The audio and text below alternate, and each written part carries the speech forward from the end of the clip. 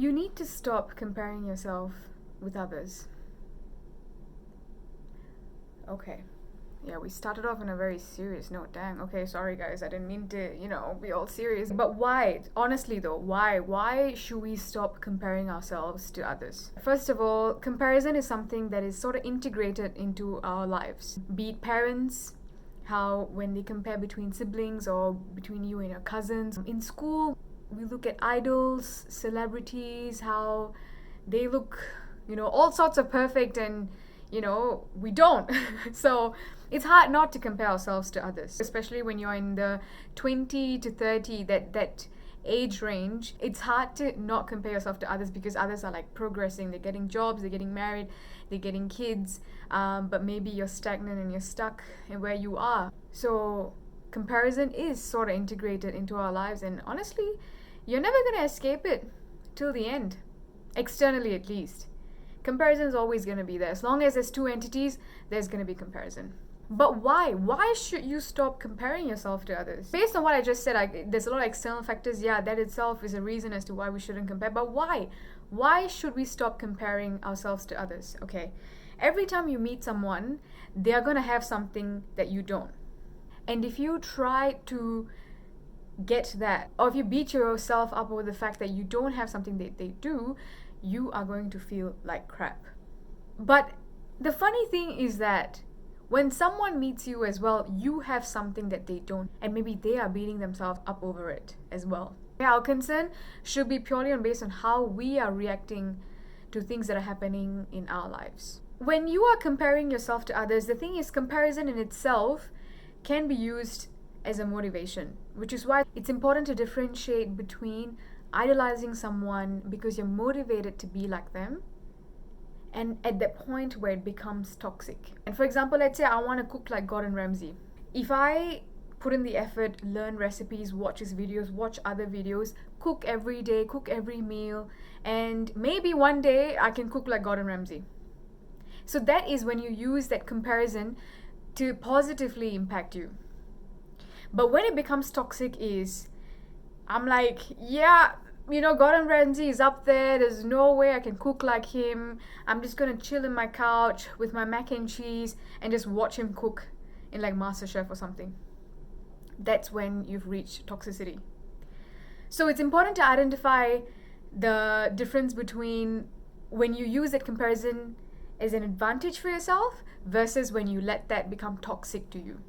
So this is also similar to the stress curve that we have, when you have that optimum amount of stress, that's when you have optimum performance. But anything beyond that, your performance is going to drop. So same thing with comparison. There were a couple of smart kids in school when I was growing up, right? And there was a point where I was like, oh no, I can't do math. I just absolutely can't do math. My mom was like, you're a disgrace to Indians. How come you can't do math? And then what I did was I started focusing on like one of the class toppers for math. And I would think, oh, what would she be doing right now? Maybe she's just chilling. I don't even know what she's doing. Maybe she was just chilling. But in my head, I'm like, maybe she's doing some math questions. Let's go do some math questions. And it showed. The results showed. It's okay for you to have those bad days where you sit down and you're like, okay, everyone is moving forward and I feel stagnant. I can guarantee you that everyone feels that at some point in their life that they feel stagnant. The thing is, it's okay to have those days. It's absolutely natural to have those days.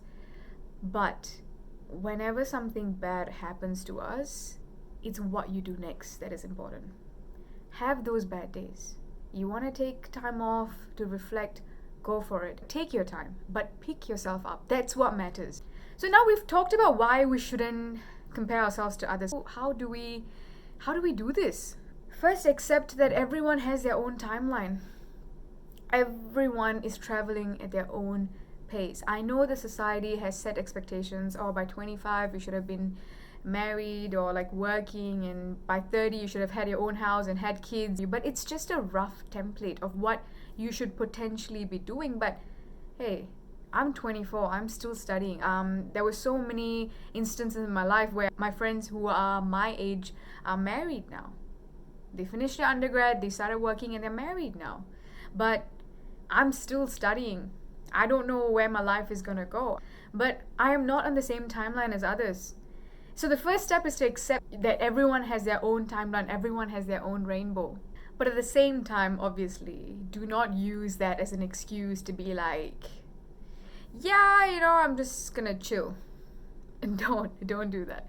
Put in the work, have some faith in the universe, and you will see results. You will get there. That's all I'm saying. You will get there. So I know it's hard to see that everyone's, progressing and stuff like that, but this is where gratitude comes into play again. The thing is, we often are so focused on the journey, we are so focused on getting to the goal that we forget to turn around for a second and see, how far have I come? How many obstacles have you crossed? How much stronger are you today compared to who you were a few years back? And what you would have done a few years back to be where you are today. Be grateful for where you are, and don't compare yourself to anyone else, because you are unique. You are you. Go at your own pace. That's all I'm saying. I hope you have a really great day, and I hope this video served you some sort of purpose. I hope to see you guys soon. Bye!